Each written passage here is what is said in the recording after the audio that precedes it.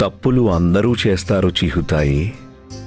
కానీ ఒక్క తప్పు వల్ల మనిషి చెడ్డవాడు అవటం జరగదు. అతడు ఆ తప్పు నుంచి ఎలా బయటపడతాడో ఇదే ప్రధానమవుతుంది.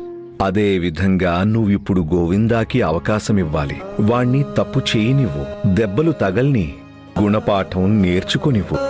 వేలు పట్టుకొని నడిపించే తల్లి మంచి తల్లి. కానీ సరైన సమయంలో వేలు వదిలేసి బిడ్డని స్వశక్తితో నడవనిచ్చే తల్లి అంతకన్నా ఎక్కువ గొప్పదవుతుంది.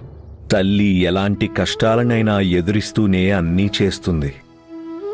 ఏవైతే తన బిడ్డల బాగు కోసం అవసరమవుతాయో, శిక్ష వేయటం కంటే ఎన్నో రెట్లు మంచిది పశ్చాత్తాపం, కన్నీళ్లలో పాపాలని కడుక్కోవటం. ఆ కన్నీటితో కడుక్కున్న తర్వాత సరికొత్త గోవింద వస్తాడు. తను మంచితనానికి, నిజాయితీకి నిదర్శనమవుతాడు.